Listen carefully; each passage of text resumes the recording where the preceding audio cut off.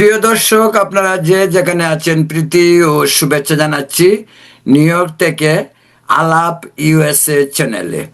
আপনারা আমাকে দেখেন সাধারণত রতন তালুকদার লাইভে। এটা আমাদের একটি সেকেন্ড চ্যানেল, যে চ্যানেলে আমরা বিভিন্ন সময় বিভিন্ন জনের বিশেষ ব্যক্তিদের সঙ্গে নিয়ে কথা বলবো।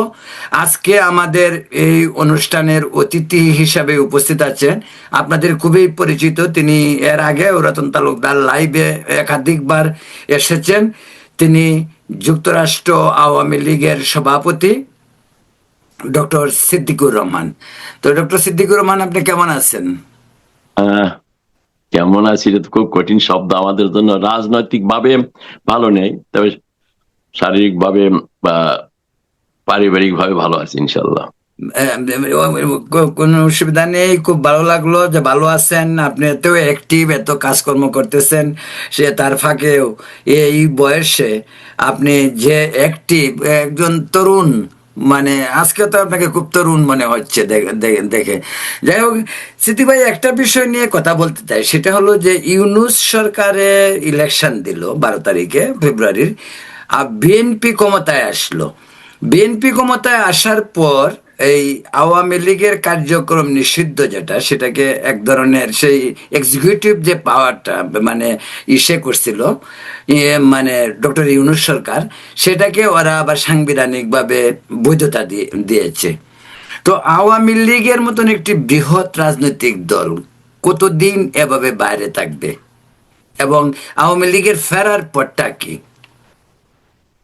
প্রশ্নটা খুবই প্রাসঙ্গিক প্রশ্ন করেছেন, সুন্দর প্রশ্ন করেছেন, সেজন্য আমি আমার দলের পক্ষ থেকে ধন্যবাদ জানাচ্ছি, এবং আপনার যারা শ্রোতা, যারা শুনছেন বা যারা শুনবেন, তাদেরকে আমি বাংলাদেশ আওয়ামী লীগ তথা বাংলাদেশ আওয়ামী লীগের দলীয় প্রধান বঙ্গবন্ধু কন্যা জননেত্রী শেখ হাসিনার পক্ষ থেকে ধন্যবাদ জানাচ্ছি। আমার কিছু কথা বলার আগেই আপনার বক্তব্যের মাঝ থেকে এই ফুটে উঠেছে, বা এটা যেটা সত্য, যে বাংলাদেশের নামটা সাথে জড়িত আছে বাংলাদেশ আওয়ামী লীগ। এই বাংলাদেশ আওয়ামী লীগের নেতৃত্বেই বঙ্গবন্ধু, জাতির পিতা বঙ্গবন্ধুর নেতৃত্বে এই দেশটা স্বাধীন হয়েছে 1971 সালে সশস্ত্র সংগ্রামের মধ্য দিয়ে। সেই দলটিকে গত তথাকথিত একটা বিপ্লবের নাম দিয়ে জুলাই আগস্টে জোরপূর্বক ক্ষমতার থেকে ক্ষমতাচ্যুত করা হয় দলটিকে, এবং সে দলটি শুধু ক্ষমতাচ্যুত করেই তারা দলের যারা নেতৃত্বে যে সরকারের সাথে ক্ষমতাচ্যুতি করে নেই, পরবর্তীতে যে একজন ব্যক্তির নাম বললাম, আমি ওই নামটা বলতে চাই না, এই লোকটি বাংলাদেশে যে সমূহ ক্ষতি করে গেছেন এবং এখনো করছেন, তার নামটা আমি উচ্চারণ করতে চাই না। ডক্টর ইউনূস। উনি এই দেশটাকে ধ্বংসের শেষ পর্যায়ে দিয়ে শেষ পর্যন্ত 12 ফেব্রুয়ারিতে নির্বাচন করছেন, এবং সেই নির্বাচনে গণতন্ত্রকে উনি হত্যা করেছেন। উনি সর্ববৃহৎ দলকে কার্যক্রম নিষিদ্ধ করার মধ্য দিয়ে বাংলাদেশের যে গণতন্ত্র, সেটাকে সম্পূর্ণভাবে উনি ধ্বংস করে দিয়ে গেছেন। এবং সেই ধ্বংসস্তূপ থেকে তার আদর্শে, তার তার মানে অ্যাওয়ার্ড তাকে তিনি যাকে দিলেন আর কি, সরকারে বসালেন, সরকার প্রধান হলেন, সে লন্ডন থেকে নিয়ে আসলেন যে ব্যক্তিটি বাংলাদেশের আইনে দণ্ডিত ছিলেন, যে লোকটি 2021 সালে 21 আগস্ট নির্মম ভাবে, 21 আগস্ট নির্মম ভাবে আইবি রহমান সহ 22 জনকে হত্যা করার দায় দণ্ডিত হয়েছিলেন। সেই ব্যক্তি আজ আমাদের বাংলাদেশের তথাকথিত একটা পাতানো নির্বাচন, অসাংবিধানিক ভাবে পাতানো নির্বাচন আর অসাংবিধানিক সরকারের নেতৃত্বে পাতানো নির্বাচনের মধ্য দিয়ে আজকে দেশটা পরিচালিত হচ্ছে। সেখানে বাংলাদেশের যে সর্ববৃহৎ দল আওয়ামী লীগ, বাংলাদেশের নামের সাথে যে দলটি অঙ্গাঙ্গি ভাবে জড়িত, বাংলাদেশের নাম বলতে গেলে আওয়ামী লীগের নাম আসতে হবে, বাংলাদেশের নাম বলতে গেলে বঙ্গবন্ধুর নাম আসতে হবে, বাংলাদেশের নাম আলোচনা আসতে গেলে সেই মুক্তিযুদ্ধের কথা বলতে হবে, সেই 30 লক্ষ শহীদ, 2 লক্ষ মা বোনের সম্ভ্রম বিনিময়ে যে স্বাধীনতা, সেটার কথা আসতে হবে। এবং তখনই পতাকার কথা আসবে, জাতীয় সঙ্গীতের কথা আসবে, সংবিধানের কথা আসবে, সার্বভৌমত্বের কথা আসবে, সবকিছু জড়িত আছে এই নামটি, যে নামটি বাংলাদেশ আওয়ামী লীগ এবং তার অঙ্গ সংগঠন ছাত্রলীগ। এখানে একটু উল্লেখ করাই প্রয়োজন, বাংলাদেশের আওয়ামী লীগের আগে কিন্তু এই ছাত্রলীগের সৃষ্টি করেছিলেন জাতির পিতা বঙ্গবন্ধু শেখ মুজিবুর রহমান একটা বিশেষ উদ্দেশ্য। সেই উদ্দেশ্য হলো যে কোনো আন্দোলনে ছাত্রদের অংশগ্রহণ খুবই প্রয়োজন হয়, যেটা আমার আপনার চাইতেও, আমার মানে অনেকের চাইতে সবচেয়ে বেশি বুঝেছিলেন জাতির পিতা বঙ্গবন্ধু শেখ মুজিবুর রহমান, যার জন্য সে সেই পাকিস্তানিদের হাত থেকে দেশকে স্বাধীনতায় নিয়ে আসতে হবে, সেখানে প্রথমে প্রতিষ্ঠা করেছিলেন এই বাংলাদেশ ছাত্রলীগ। সেই ছাত্রলীগকেও সেই যে ব্যক্তির নামে বলতে চাই না, জোরপূর্বক অগণতান্ত্রিক ভাবে, অসাংগঠনিক ভাবে, অনির্বাচিত ভাবে জোরপূর্বক দেশটি প্রায় 18 মাস বোধ সে শাসন করেছে। 18 মাসে সে তার যা করা উনি করে গেছেন এবং তারই পরাভোগ আমরা ভুগছি। তো এখন যে অবস্থাটা দাঁড়িয়েছে, আপনি যেটা প্রশ্ন করছেন যে আওয়ামী লীগ কখন ফিরবে, আওয়ামী লীগ ফিরবে কেন? আওয়ামী লীগ তো ভেরি মাচ ইন বাংলাদেশ। আপনি যদি দেখেন কতজন বাহিরে আছেন, হিসাব করলেও কিন্তু স্ট্যাটিস্টিক্যালি ইটস ইনসিগনিফিকেন্ট নাম্বার। এখানে হ্যাঁ, যে আওয়ামী লীগের সেন্ট্রাল কমিটি আছে, তাদের হয়তো নেতৃত্বে যারা ছিলেন তারা হয়তো দেশে বাইরে আছে, কিন্তু দেশে ভিতরেও এখনো অনেকেই আছেন। এবং দেখেন প্রেসিডেন্টের সদস্য, সর্বোচ্চ যে বডিটা প্রেসিডেন্টের সদস্য যারা, তাদের মধ্যে বেশ কয়েকজন আজকে জেলে রয়েছেন, বাইরে আসছেন, এবং অর্ধেক তো মারাই গেছেন গত 2 বছরে, বেশ কয়েকজন। অর্থাৎ আওয়ামী লীগের আর আপমর সমর্থন যেটা, বা প্রান্তিক পর্যায়ে যে নেতা কর্মী, তারা কিন্তু বাংলাদেশে এখন অবস্থান করছেন। এবং আমি কয়েকদিন আগে বগুড়ায় একটা আসনের একটা আলোচনায় আমি অংশগ্রহণ করেছিলাম, যেখানে দলীয় প্রধান জননেত্রী শেখ হাসিনার বক্তব্য রেখেছেন।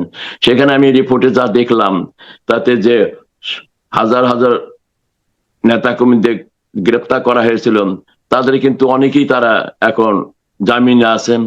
এখন বেশ কিছু জেলে আছেন, সিনিয়র নেতারা তো জেলে আসেনি, মিথ্যা মামলা দিয়ে তাদেরকে অনেকে ফাঁসি দেওয়া হয়েছে, অনেকে যাবজ্জীবন কারাদণ্ড দেওয়া হয়েছে, অনেকে বছরের পর বছর বিচারবিহীন ভাবে তাদের দেশে যা ইচ্ছে তাই করছেন।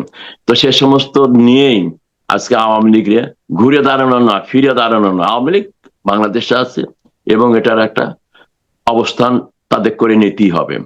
তবে যেহেতু আওয়ামী লীগ একটা গণতান্ত্রিক দল, একটা শান্তিপ্রিয় দল, এটা অশান্তি বা কোনো বিধ্বংসী কর্মকাণ্ডের মধ্য দিয়ে বা ব্যাকডোর দিয়ে আমরা ক্ষমতায় আসতে চাই না।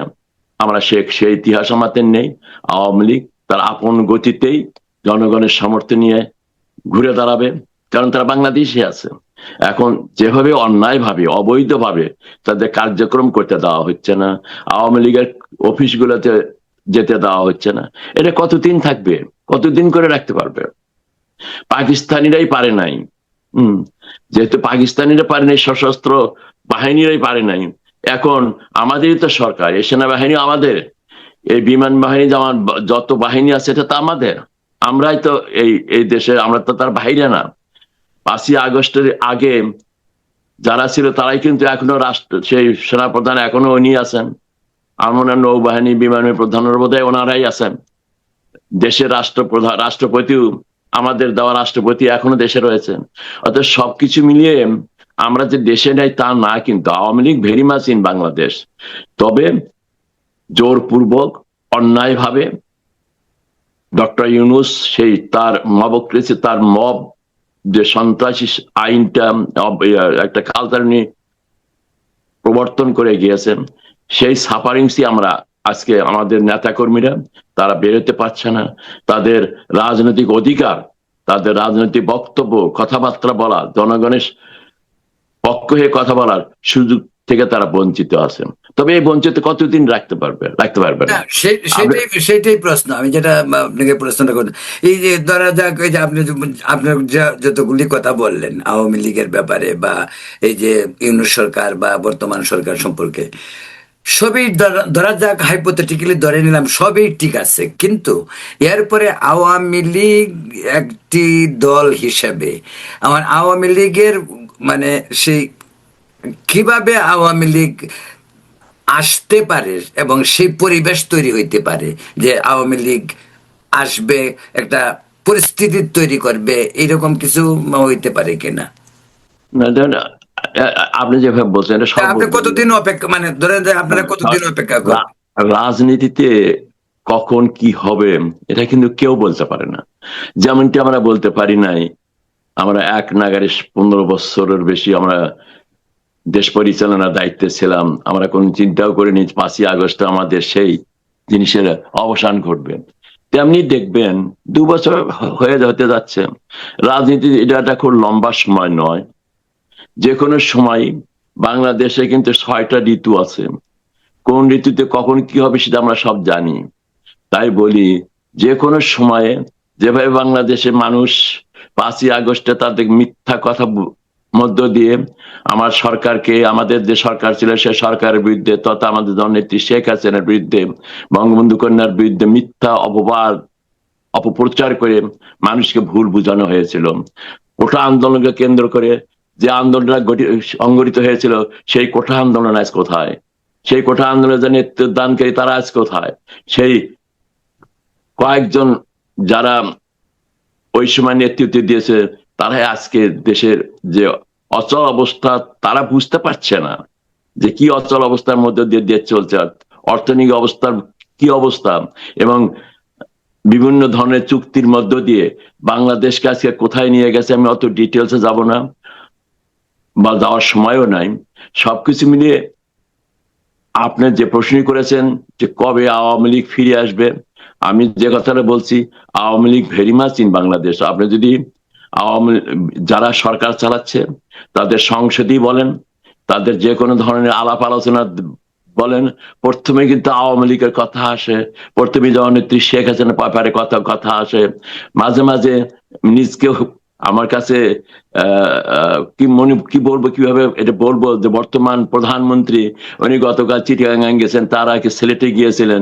উনি সিলেটেও যায় গত 20-15 বছর কোনো উন্নয়ন দেখেন নাই, রাস্তাঘাট দেখেন নাই। উনি এখন সব নতুন রাস্তাঘাট করতেছেন, তার কারণ গত 15 বছরের রাস্তাঘাট কোনো কিছু নেই। উনি বগুড়াতে ওনার বাড়িতে গিয়েছেন, সেখানেও একটা ব্রিজ বানাতে কত 10 লাখ না 20 লাখ টাকা খরচ করেছে, পরের সপ্তাহে সে ব্রিজটা নাই সেখানে। তো এই হলো অবস্থা, এইভাবে উনি দেশটা চালাচ্ছেন, এবং এমন ভাবে দেশটা উনি চালাচ্ছেন এটা মনে হচ্ছে না যে দেশটা উনি ঠিক মতো বুঝতে পারছেন কিনা। যিনি প্রধানমন্ত্রী, সংসদে ওনার যে যে কথাবার্তা হচ্ছে সেখানে এটা একটা সংসদ বলেও মনে হয় না, মনে হচ্ছে একটা তামাশার ক্ষেত্রের মতো। আমার কাছে তামাশা লাগে। তারা একবারে বিরোধী দল প্রস্তাব দেয়, ট্রেজারি বোর্ড যারা যারা বলে তারা বলতেছে হ্যাঁ তাদের প্রস্তাব আমরা মেনে নিলাম। মানে এটা একটা এটা নতুন একটা কালচার তারা তৈরি করছে, এবং সেই কালচারের ভেতর দিয়ে যেটা প্রতিষ্ঠিত হতে যাচ্ছে, যাদের রক্তের বিনিময়ে স্বাধীনতা, যা মা বোনের সংগ্রামের স্বাধীনতা, সেই জিনিসগুলো তারা লঙ্ঘিত করে সেই মুক্তিযুদ্ধকে তারা চ্যালেঞ্জ করে, সেই মুক্তিযুদ্ধের নেতৃত্বকে চ্যালেঞ্জ করে কথাবার্তা বলছে। সেই সংসদ, পবিত্র সংসদটাকে তারা আমাদের ভাষায় এটা অপবিত্র স্থানে পরিণত করেছে। মানুষ সেটা দেখছে, মানুষ আরো দেখবে, এবং যে কথাটা আমি হয়তো ডেট দিতে পারবো না, দেখবেন বাংলাদেশ 6 ঋতুর দেশ। কখন কি ঘটবে এটা সর্বশক্তিমান আল্লাহ পাক ছাড়া আর কেউ জানে না। যেহেতু আওয়ামী লীগের নেতৃত্বে দেশ স্বাধীন হয়েছে, এটা আওয়ামী লীগেরই দায়িত্ব বাংলাদেশের জনগণ যে কষ্টের ভেতর দিয়ে যাচ্ছে, বাংলাদেশ জনগণ আগামীতে যে কষ্টের ভেতর দিয়ে যাবে, সেখান থেকে পরিত্রাণ পাওয়ার একমাত্র দায়িত্ব আওয়ামী লীগের। সে দায়িত্বটা আওয়ামী লীগকে নিতে হবে, সিদ্দিক এবং ভাই, আপনি আওয়ামী লীগ এই জন্য পরিস্থিতি গ্রহণ করছে। সিদ্দিক ভাই, আপনি বলছেন যে আওয়ামী লীগ আছে, আওয়ামী লীগের নেতা কর্মী, অফকোর্স আওয়ামী লীগের নেতা কর্মী তো দেশে শত শত লক্ষ লক্ষ, দেশের বাইরে আর কতজন, 2,000, 5,000 বা 10,000, কিন্তু দেশেই আছে। কিন্তু এই দেশে কর্মীদেরকে ধরে রাখা যায়, কোনো কর্মকাণ্ড নেই দেশে কর্মীদেরকে ধরে রাখা, এবং দেশে তারা আজকে যে আপনি যেটা বললেন যে তারা আজকে বেরোতে পারছে না, অনেক স্টুডেন্ট আছে যারা পড়াশোনা করবে, তাদের পড়াশোনা হচ্ছে না। এখন এখন নেতৃত্ব শেখ হাসিনা সহ মন্ত্রী ওবায়দুল কাদের থেকে শুরু করে সকলেই দেশের বাইরে নিরাপদ, কিন্তু দেশের আওয়ামী লীগাররা কিন্তু এখন এইটা ভাবতে বসছে যে তারা সকলেই খুব নিরাপদ আছে, যে কষ্ট যা করতে হতেছে আমাদের করতে হচ্ছে। কারণ দেশে যদি একটা ভারপ্রাপ্ত ওই করেও, যদি কোনো একটা কমিটি থাকতো তাহলে এটা কর্মকাণ্ড নিষিদ্ধ, কিন্তু নিষিদ্ধ হলে তো আপনাদের কর্মকাণ্ড তো শুরু করতে হবে। কিন্তু সেই কর্মকাণ্ড শুরু করা, শেখ হাসিনা কি আসলে মানে অন্য কারো কাছে দায়িত্ব দিতে ভয় পাচ্ছে? যে মানে অন্য কেউ দায়িত্ব হলে আওয়ামী লীগের পরিণতি হয়তো এমন হইতে পারে যে তার নেতৃত্বটা তার কাছ থেকে, যে পরিণতির কথা বলছি, যে নেতৃত্ব তার কাছ থেকে চলে যেতে পারে, এই ভয় কি শেখ হাসিনা আছেন? না, ওনার তো কোনো ভয় পাওয়ার তো কোনো কারণই নাই। উনি এই দেশটির সভাপতি দায়িত্ব পালন করছেন প্রায় 44 বছর। ওনার তো বঙ্গবন্ধু কিন্তু 9 বছর সভাপতি ছিলেন এবং সেখান থেকে উনি বঙ্গবন্ধু হয়েছিলেন, আর উনি 43 বছর এই দলটাকে পরিচালনা করেছেন। তা দলের যে আজকে আহ যে অবস্থাটি সৃষ্টি হয়েছে সেজন্য সবাই আমরা দায়ী, শুধু যে উনি দায়ী তা না। আর আমাদের দেশের যে কালচার, সে দেশে ওনাকে ছাড়া অনেকে ওই রিফাইন আওয়ামী লীগ বলতে নানান শব্দ ব্যবহার করে। আরে আওয়ামী লীগ রিফাইন্ড হবে না কি হবে সে তো আওয়ামী লীগ সিদ্ধান্ত নেবে।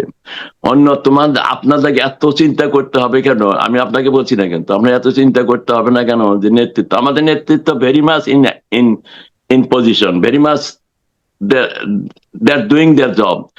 আমি আবারও বলি, যে কথাটা বলাই দরকার, আমরা কোনো মানে অশান্তি, যেটা 13 সালে, 14 সালে, 18 সালে বা ইভেন 24 সালেও বিএনপি জামাত করেছে, রাস্তাঘাট বন্ধ করে দিয়েছে, গাড়ি সিএনজি পুড়ে মানুষকে হত্যা করা হয়েছে, নানান কাজ, যেটা আপনারা সবাই জানেন কিভাবে তারা ইভেন নির্বাচনের সময় নির্বাচন অফিসগুলো, স্কুল কলেজ তারা পুড়ে ছাই করে দিয়েছে। সেটা কিন্তু আমরা করছি না। আমরা 2 বছর আপনি দেখাতে পারবেন না যে আওয়ামী লীগ এমন একটি প্রোগ্রাম নিয়েছে যেখানে মানুষকে হত্যা করা হয়েছে। যা মানুষ হত্যা তারাই করছে এই হ্যাঁ, জামাত কিন্তু কিন্তু বিএনপি। কিন্তু শেখ হাসিনা প্রায় সময় বলেন, মানে এটা এমন এমন হয়েছে যে আমি আসতেছি আসতেছি, আয়সা পড়বো আয়সা পড়বো, যে এই যে আয়সা আয়সা পড়বো, বাংলাদেশে ঢুকিয়া পড়বো, এগুলো কিন্তু তিনি অনেক দিন ধরেই বলতেছেন। তো এইটা বলার এইগুলির কারণটা কি? এটা মানে দলীয় প্রধান, এটা তো এটার উত্তর উনি ভালো দিতে পারবেন, উনি ভালো বোঝেন, তার কারণ উনি তো আছে টপ অফ দ্য হিল, আর আমি তো ফ্ল্যাট ল্যান্ড থেকে কথা বলছি। আমার কাছে, ওনার কাছে যে সমস্ত ইনফরমেশন আছে, আমার কাছে সেই ইনফরমেশন নাই। আমার কাছে ইনফরমেশন একটাই আছে, Bangladesh Awami League very much in Bangladesh, বাংলাদেশের ছাত্রলীগ, যুবলীগ, স্বেচ্ছাসেবী লীগ তারা বাংলাদেশে আছে। একটা জোরপূর্বক অবৈধভাবে একটি সরকার গঠিত হয়েছে, একটা চক্র, যারা দেশ বিরোধী, যারা 71 এই দেশের স্বাধীনতা চায়নি, সেই দলটি তারা কিছুটা সুসংগঠিত হয়ে তারা আর্থিক দিক দিয়েও খুবই কিন্তু শক্তিশালী। সেই দলের সঙ্গে তো আপনারা একসঙ্গে কাজও করছেন। না, সেটা হলো রাজনীতি। জামাতের সঙ্গে তো রাজনীতি আওয়ামী লীগের ইস্যু না, ছিল, যে খালেদা রাজনীতি জিয়া সরকারের ইসের সেটা সময়। সেটা ছিল সেটা ছিল রাজনীতি করতে গেলে রাজনীতি তো বিউটি সেটাই, এটা কিন্তু রাজনীতির বিউটি। কিন্তু আমি যেটা বলতে চাচ্ছি, ক্যাটাগরিক্যালি যেটা বলতে চাচ্ছি, যে মুক্তিযুদ্ধে যারা যুক্ত ছিল তারাই আজকে ক্ষমতায় এমন ভাবে এই সরকার, এই বর্তমান সরকার, এটার যে পরিণাম, এটা তাদের ভোগ করতে হবে। এটা জাস্ট ওয়েট অ্যান্ড সি, আমাদের অপেক্ষা করতে হবে সেই দিনটির জন্য। আপনি যদি আজকেও তাদের বক্তব্য শুনে থাকেন, ওই নতুন প্রধানমন্ত্রী উনি কি বক্তব্য দিচ্ছেন সেই জামাতের বিরুদ্ধে, বা সেই বিরোধী দল, তথাকথিত বিরোধী দল, অবৈধ বিরোধী দল যাতে বানানো হয়েছে এই বিএনপি বলে। সবচেয়ে বড় কথা কি রতন ভাই, বিএনপি আগে বলতো এরা মুক্তিযুদ্ধের পক্ষে শক্তি, এরা কিন্তু সর্বকিছু হারিয়েছে। এবং শুধু তাই না, ওনারা গর্ব করেন ওনাদের বেগম খালেদা জিয়া আপসীন নেত্রী। হ্যাঁ, উনি আপসীন নেত্রী, উনি মৃত্যুবরণ করেছে, ওনার সঙ্গে আমি কোনো কথাই বলতে চাই না, আল্লাহ ওনাকে বেহেশতবাসী করুন। কিন্তু বর্তমানে যিনি প্রধানমন্ত্রী, উনি কিন্তু আপোষ বন্ধু প্রধানমন্ত্রী হয়ে গেছেন। উনি আপোষ করতে করতে আমাদের মুক্তিযুদ্ধের যে ঐতিহ্য, মুক্তিযুদ্ধের যে আমাদের গর্ব এবং গণতন্ত্র এবং বাংলাদেশে যে একটা শান্তিপূর্ণ পরিবেশ সৃষ্টি করার যে প্রয়োজন, সেটা উনি ভুলে গেছেন। উনি এই ক্ষমতা থাকার জন্য, উনি এই পথটায় থাকার জন্য আপোষ করতে করতে গণতন্ত্রকে উনি হত্যা করছেন। উনি আমাদের এই দলটিকে কর্মকাণ্ড করতে দিচ্ছেন না। উনি বাংলাদেশে শিক্ষা ব্যবস্থা, উনি বিশ্ববিদ্যালয় বলেন, প্রাথমিক বিশ্ববিদ্যালয়, উনি যে সমস্ত কথাবার্তা গুলো বলা শুরু করেছেন, মাঝে মাঝে ওনার সম্বন্ধে আমি কিছু বলতেও চাই না, যেহেতু বাংলাদেশে যেভাবে নির্বাচন হোক, নির্বাচনে প্রধানমন্ত্রী হয়েছে, ওনাকে আমি সম্মান দিয়ে কথা বলবো। তবে বলবো, সময় থাকতে উনি তো আবার আপনার আওয়ামী দেশের লীগের বোঝার চেষ্টা, সময় থাকতে আওয়ামী লীগের বোঝার চেষ্টা করেন। আওয়ামী লীগের তাদের কার্যক্রম করার যে অধিকার, একটা রাজনৈতিক দলের যে অধিকার, সেই অধিকার ফিরিয়ে দিতে হবে। ছাত্রলীগের সেই অধিকার, ছাত্র সংগঠনের গুলো যার দায়িত্ব, তাদের সেই অধিকার ফিরে দিতে হবে। যদি এই ফিরিয়ে না দেন এবং এটা যদি তারা বিলম্বিত করেন, এর পরিণাম যেটা হবে সেটা আমাদের কারোর জন্য মঙ্গল ডেকে আনবে না।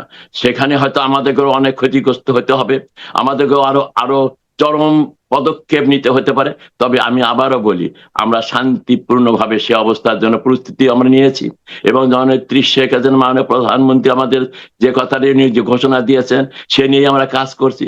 তবে সময় আমি বলতে পারবো না, এটা 6 মাস হবে না 3 মাস হবে না 3 দিন হবে, এটা বলা মুশকিল। রাজনীতিতে কেউ ডেফিনিট কোনো ডেট দিয়ে রাজনীতি করা সম্ভব নয়।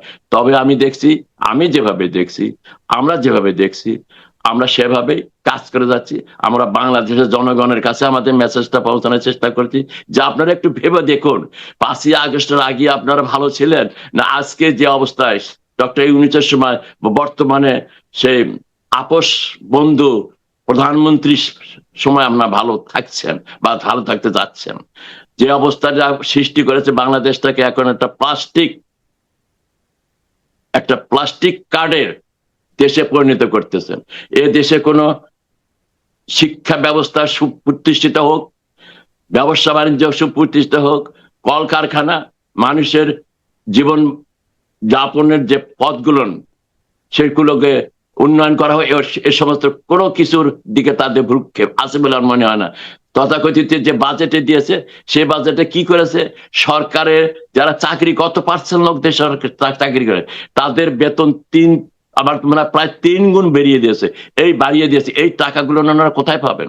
এই টাকাগুলো কোথায় থেকে আনবেন, কোথায় থেকে? এবং আমি যেটা দেখছি, গত সরকার থেকে এই সরকারে একটা জিনিস চালু হয়েছে বাংলাদেশে, টাকা ব্যাংক থেকে ছাপায় তারা এই সমস্ত জিনিসগুলো পেমেন্ট করছে। এই যে ব্যাংকগুলো শেষ হয়ে যায়, কি তারা ব্যাংকরাজি ডিক্লেয়ার করে, সেই ব্যাংকগুলোকে টাকা দেয়। এই টাকাগুলো কার? এটা কি ডক্টর ইউনূস সাহেব তার বাপের টাকা দিয়েছেন না তার পরিবারের কাছ থেকে টাকা নিয়ে এর মধ্যে দিয়েছেন? এই যে ব্যাংকগুলো যারা টাকা আত্মসাৎ করেছে, তাদের কাছ থেকে সে টাকাগুলো উদ্ধার না করে তাদের সাথে এখন আবার একই সুরে আমাদের সময় আমরা যে ভুল ত্রুটি করেছি সেইগুলোকে তারা আবার অনুসরণ করে বাংলাদেশের অর্থনীতিকে একেবারে ধ্বংসের দেশ শেষ প্রান্তে নিয়ে যাচ্ছে। তাই বলছি, আমাদের আওয়ামী লীগই এটা নিয়ে জনগণের দল, আমরাই জনগণের নিয়ে কথাবার্তা বলি।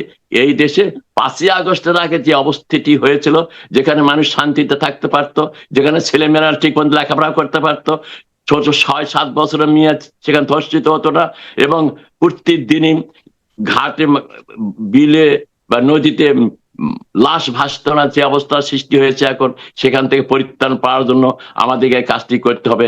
আওয়ামী লীগ সেই নিয়েই কাজ করছেন, এবং জননেত্রী শেখ হাসিনার নেতৃত্বে, এই নেতৃত্বের কোনো, আমি একটা কথা ক্লিয়ার করতে চাই, নানান জনে নানান কথা বলতেছে, আওয়ামী লীগ জননেত্রী শেখ হাসিনার নেতৃত্বে বাংলাদেশ ফিরে যাবে, এর কোনো বত্তাই ঘটবে না।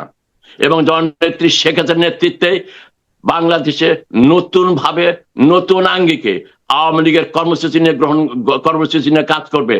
এবং যে ভুলটি আমরা গত 54 বছরে করেছি, যে সেই ভুলের আমরা মাসুল দিচ্ছি, এবং সেই ভুল যাতে আমাদের আর না হয় সেদিকে লক্ষ্য রেখেই আমরা কর্মসূচি গ্রহণ করছি জননেত্রী শেখ হাসিনার নেতৃত্বে। দেখবেন অচিরেই আমরা কবে যাওয়ার অবস্থা সৃষ্টি হবে, সেটা আমি বা আমার মতো কেউই বলতে পারবে না, আপনিও বলতে পারবেন না, কিন্তু সৃষ্টি হবে। যেহেতু এই দলটির নেতৃত্বে এই দেশটা স্বাধীন হয়েছে, এই দলটির দায়িত্ব এই দেশটাকে পরিচালনা করা, এবং তাই করবে, ইতিহাস তাই বলে, এবং আমরা তাই করব।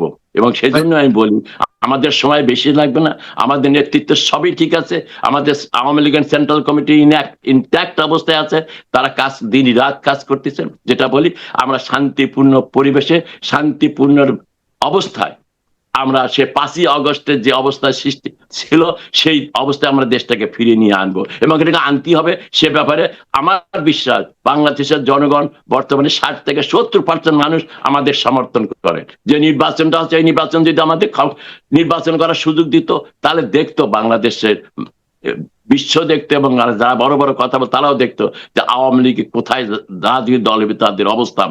তাই বলি, বাংলাদেশের আওয়ামী লীগের বাদ দিয়ে যাই করা হচ্ছে এটা কোথাও কোনোটাই বৈধ হবে না। যে সমস্ত রায় দেওয়া হচ্ছে অবৈধ আইসিটি কি যে সমস্ত রায় দেওয়া হচ্ছে, এটা একটাও বাস্তবিত হতে দেওয়া হবে না। আমরা সেই নিয়েই কাজ করছি। সিদ্দিক ভাই, আপনাদের সমর্থন নিয়ে আমরা অচিরেই বাংলাদেশে আমরা ফিরে যাবো না, আমরা ঘুরে দাঁড়াবো। সিদ্দিক ভাই, আমি আমি একটা একটা কথা, ঠিক আছে, আপনার বক্তব্য খুবই রাজনৈতিক বক্তব্য, ঠিক আছে, আপনার কাজ রাজনৈতিক নেতা যারা মানে তারা রাজনৈতিক বক্তব্য দেওয়ার সময় একটা ব্যাকগ্রাউন্ড দলের দিতেই পারে, সেটা ঠিক আছে, সেটা না। কিন্তু আমি বলছি কিছুদিন আগে, বলতে মাস 2-3 আগে বোধহয় ঘটনাটা, আল জাজিরার সঙ্গে এক সাক্ষাৎকারে সজীব জয়, আল জাজিরার সাংবাদিক শ্রীনিবাসন সাথে জৈনের সঙ্গে সাক্ষাৎকারে সজীব জয় কিন্তু বলেছিল, আমি নিশ্চয়ই আপনার সেটা এসেছে, কারণ আপনিও সেই সাক্ষাৎকারটা তো নিশ্চয়ই দেখেছেন।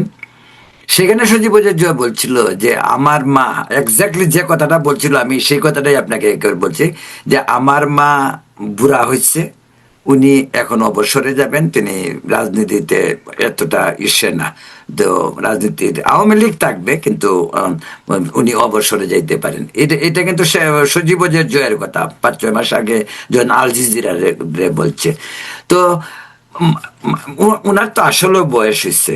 দ্বিতীয় কথা হলো, দেখেন কেউ সব মানে এটা তো আবার খুব প্রচলিত কথাই যে মানুষ মরণশীল, একদিন সকলেরই চলে যেতে হবে, সেটা আমি আপনি সকলে যেই হোক, তাই না?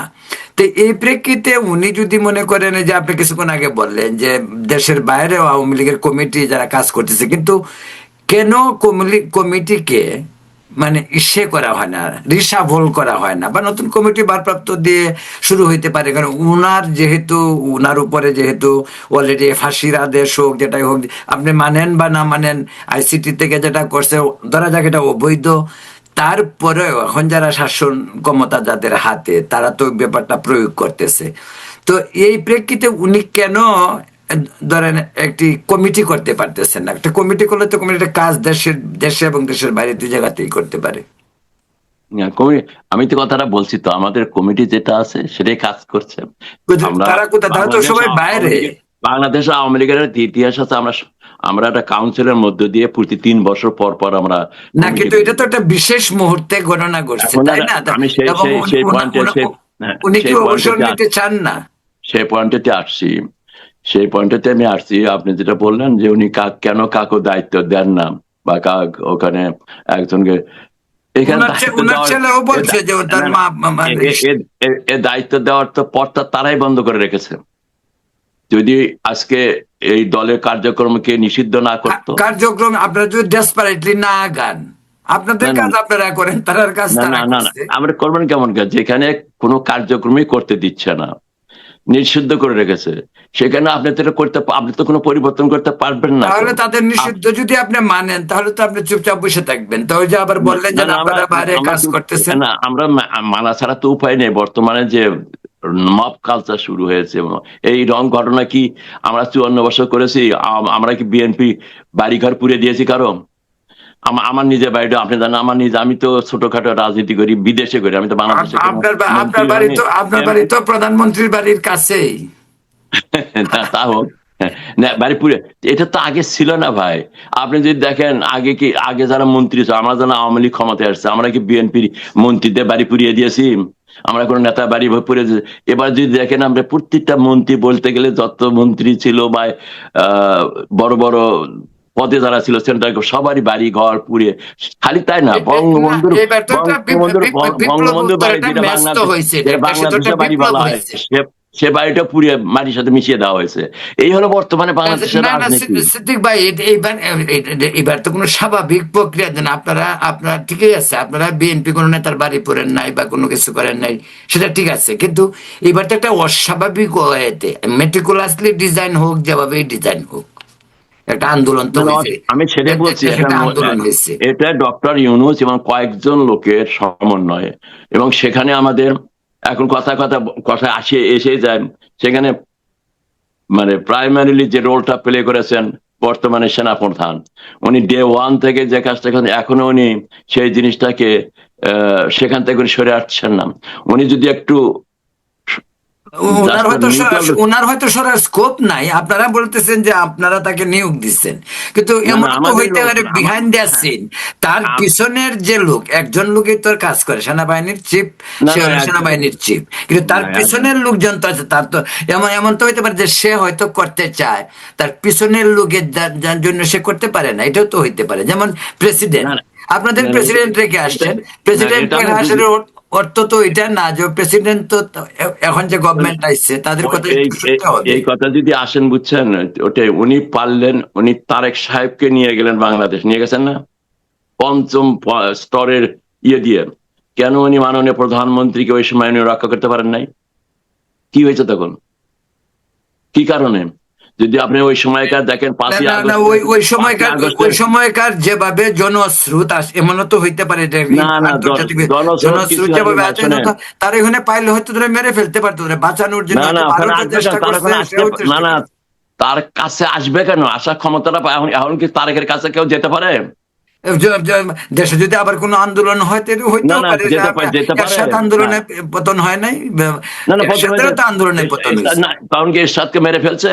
না, তাকে এরশাদকে মেরে ফেলে নাই, জেলে তাকে নেওয়া হয়েছে। তাকে প্লেনে তুলে ইন্ডিয়াতে পাঠানো হলো কেন? কিন্তু কেন এইবার ওখানে রাখা হয়নি?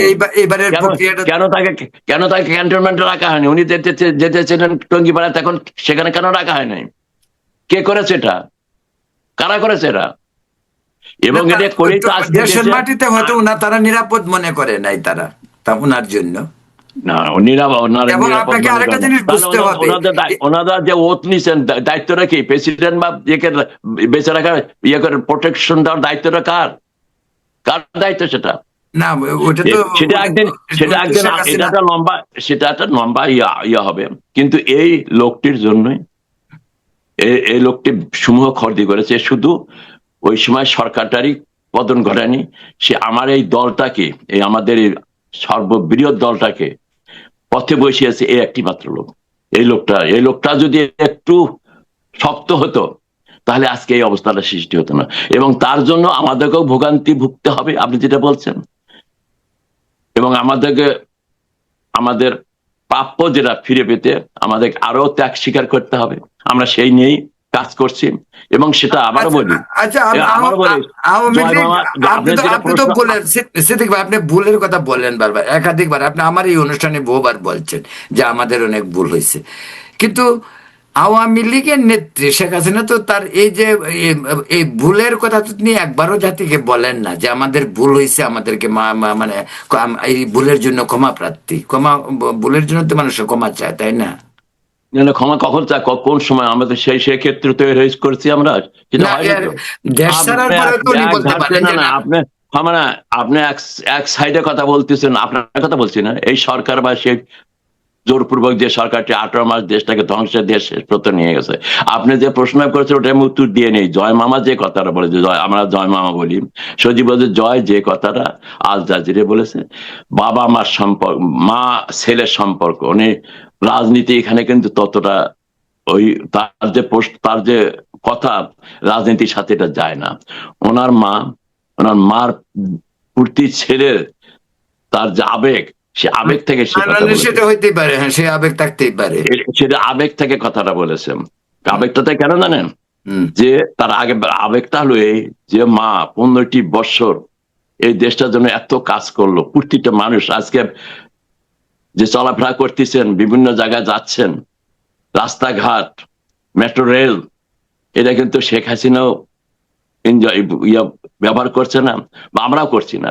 সেই পদ্মা ব্রিজ যেটা বলেন, বঙ্গবন্ধু ব্রিজ যেটা আমরা বলি না কেন, এই সমস্ত জিনিসগুলো তো আমরাই করেছিলাম, উনি করেছিলাম। এবং সে করে যে মানে সে যে ভাবে লাঞ্ছিত হয়েছে, এভাবে তাকে টর্চার করা হয়েছে, ছেলে হিসেবে উনি ওই কথাটা তখন বলেছেন।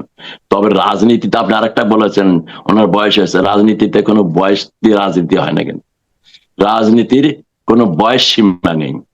আপনি একজন ইয়াং দেখবেন যতটা কাজ না করতে হবে, একজন বয়স্ক লোক তার সাথে অনেক বেশি কাজ করতে হবে। কিন্তু আপনাদের নেত্রীও কিন্তু একবার বলছিল যে 65 বছরের পরে তিনি অবসরে যাবেন।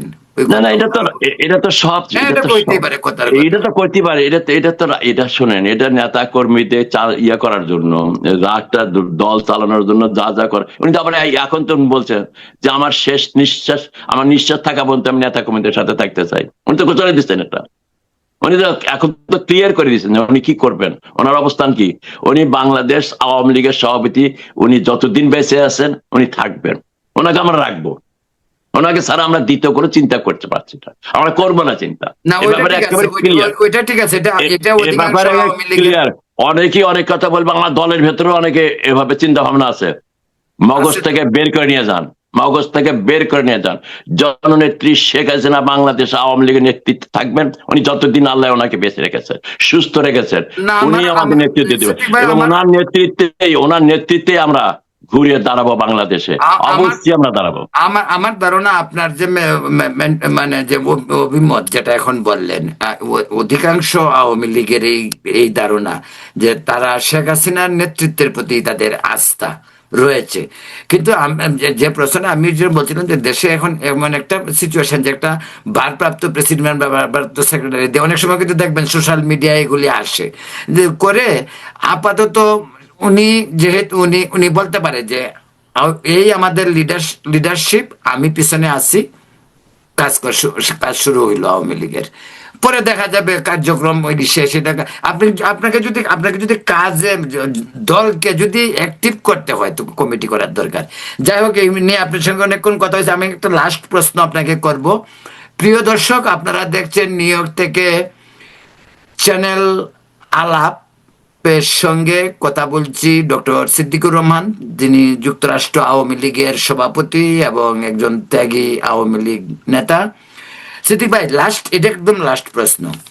সেটা হলো, আপনি যখন দেখবেন, আপনি এখন যেটা আপনারা শেখ হাসিনা সহ আপনারাও আর কি সকলে মিলেই যে জামাত আপনার শত্রু, বিএনপিও আপনার শত্রু, এবং আপনারা কিন্তু দুইজনকেই টার্গেট করছেন। কিন্তু এই দুইজনকে টার্গেট করে একজনকে তো আপনাদের প্রতি সহানুভূতিশীল হওয়ার দরকার। কারণ এই একজন সরকারি দল, একজন বিরোধী দল, একজন প্রধানমন্ত্রী, একজন অপোজিশন। এখন আপনাদের যদি এক দিলে দুই পাখি মারতে চান, তখন এটা এরকমই হয়েছে। কিন্তু এক দিলে দুই পাখি কিন্তু সবসময় মরে না।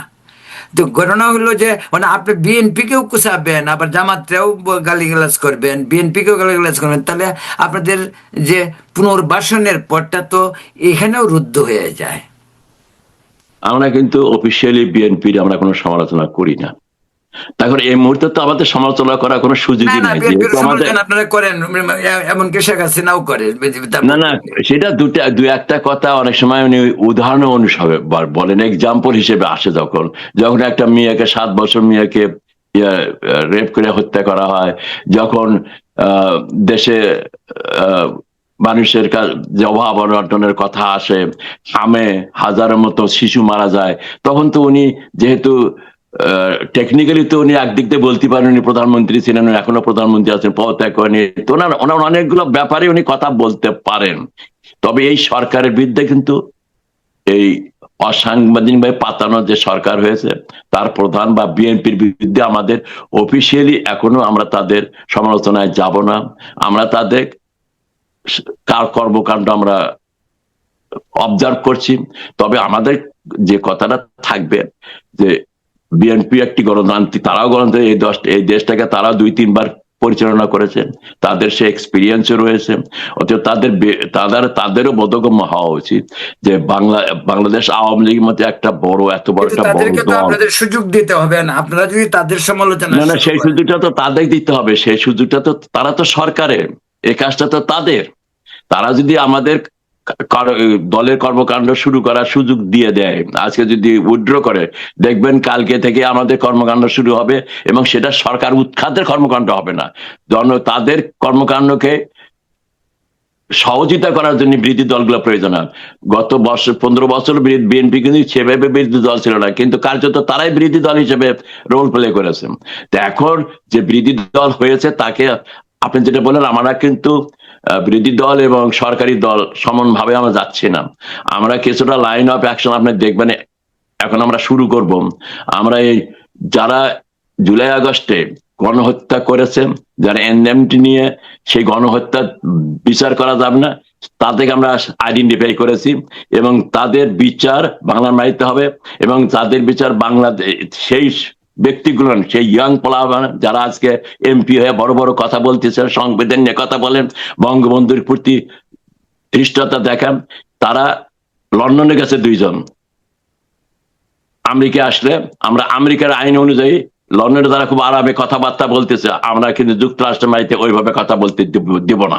এই দেশের আইন অনুযায়ী আমরা সেটার ব্যবস্থা গ্রহণ করব, যেমনটি করেছি গত ইউনূস সাহেব যখন সেপ্টেম্বরে এসেছিলাম। তার চেয়ে চরম অবস্থা দেখবে এবার সেপ্টেম্বর মাসে যখন আমাদের মাননীয় প্রধানমন্ত্রী দেশে আসবেন, তখন আমরা তাদের কাছে আমাদের আবেদন একটাই থাকবে যে আপনি এই পবিত্র মাটিতে আসার আগে গণতন্ত্রে বিশ্বাস যদি করেন, তাহলে সর্ববৃহৎ দল আওয়ামী লীগের উপরে যে নির্দেশ নিষিদ্ধ আইন করেছেন, এটাকে উইথড্র করে তারপরে এই দেশের মাটিতে, এটা একটা গণতান্ত্রিক দেশে আপনি আসবেন, গণতান্ত্রিক দেশে আসার আগে সেই কাজটি করবেন। ছাত্রলীগের উপর যে নিষেধাজ্ঞা, এই সমস্ত আপনাকে উইথড্র করতে হবে।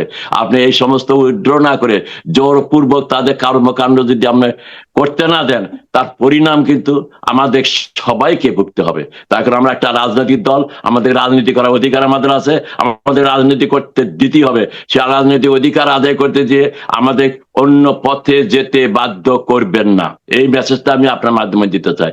আমরা চরম পথে যাব না যদি আমাদের সেই পথে নিয়ে নেওয়া যাওয়া হয়।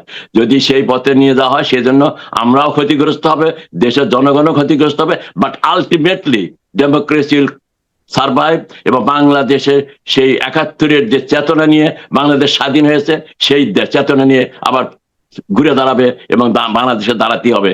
আমি আবার বলি, আমি ক্লিয়ার করে যেতে বলছি, জননেত্রী শেখ হাসিনা, দলীয় প্রধান বঙ্গবন্ধু কন্যা জননেত্রী শেখ হাসিনার নেতৃত্বে আমরা ঘুরে দাঁড়াবো এবং সেই যে চরম আঘাতটা আসবে সেটা কিন্তু 2 ভাগে হতে পারে। আমরা এখন শান্তিপ্রিয় একজন নাগরিক হিসেবে আমি বলছি, আপনারা সেইভাবে বিবেচনা করে বাংলাদেশ আওয়ামী লীগের নিষেধাজ্ঞা উইথড্র করুন, আমাদের কর্মকাণ্ড করার সুযোগ করে দেন, মানুষের সাথে মেশার সুযোগ করে দেন। আমাদের নেতা কর্মীদের উপর যে অত্যাচার হচ্ছে, নিহত, এটা বন্ধ করুন। যদি এই সমস্ত বন্ধ না করেন, এর পরিণাম আমাদের সবাইকে ভোগ করতে হবে। এবং সেই জন্য আমরা জননেত্রী শেখ হাসিনার নেতৃত্বে আমরা সেই পথে হাঁটছি এবং অচিরেই দেখবেন বাংলাদেশে 71 হয়নি, 71-এর মধ্যে তার চাইতেও একটা চরম অবস্থার সৃষ্টি হবে, যার জন্য দায়ী হবে বর্তমানে এই জোরপূর্বক সরকার, এই পাতানো সরকার, এবং যার সৃষ্টি করে দিয়ে গেছে যে লোকটির নাম আমি আমার বলতে চাই না, সবচেয়ে বেশি সেই পদ্মা ব্রিজ থেকে শুরু করে যত কাম সে করেছে বাংলাদেশের বিরুদ্ধে, সব কিছুর জন্য আজকে আমাদের সবাইকে সে পরাভুক্ত হচ্ছে। এবং বিএনপি এখন সেটা বুঝতে পারছে না, হয়তোবা কিছুটা অনুমান করছে, যার কারণে গতকাল তারেক সাহেব যেভাবে কথা বলেছেন যে এরা যারা টিকিট বিক্রি করে তারা বাংলাদেশের সার্বভৌমত্ব চায় না, তারা বাংলাদেশের অস্তিত্ব গণতন্ত্র চায় না, কথাগুলো বলা শুরু হয়ে গেছে। বাংলাদেশ জনগণও কিন্তু বলা শুরু করেছে যে শেখ হাসিনাই ভালো ছিলেন, আমরা শেখ হাসিনাকে চাই। আজকে রিক্সাওয়ালাকে যদি জিজ্ঞাসা করেন, আমরা কিন্তু তাদেরকে পয়সা দিইনি। আমি মাঝে মাঝে দেখি টিভিতে, ইউটিউবে বা সোশ্যাল মিডিয়াতে কিভাবে তারা কথা বলছে। অতএব আমি শেষ করতে চাই যে কথাটি বলে, আমরা 13 সালে যতটা না জনপ্রিয় ছিলাম বাংলাদেশে, আমরা 18 সালে যতটা না জনপ্রিয় ছিলাম, 24-এ না যতটা জনপ্রিয়, তার চেয়ে জননেত্রী শেখ হাসিনার নেতৃত্বে বাংলাদেশ আওয়ামী লীগ সবচেয়ে বেশি জনপ্রিয় রাজনৈতিক দল বাংলাদেশে বর্তমানে। আমরা ঘুরে দাঁড়ালে আপনি দেখবেন সেই দিনটি প্রমাণ করে দেবো আমরা, ইনশাল্লাহ। অনেক অনেক ধন্যবাদ ডক্টর সিদ্দিকুর রহমান, আপনাকে। এই ইস্যুটা অনেক বড় ইস্যু, এই নিয়ে আমরা আবার আগামী সপ্তাহে আবার কথা বলবো। এই পর্যন্ত আপনি ভালো থাকুন, সুস্থ থাকুন, নিরাপদ থাকুন। প্রিয় দর্শক, আপনাদের সকলকে ধন্যবাদ। সম্ভব হলে চ্যানেলটি সাবস্ক্রাইব করবেন। Good night.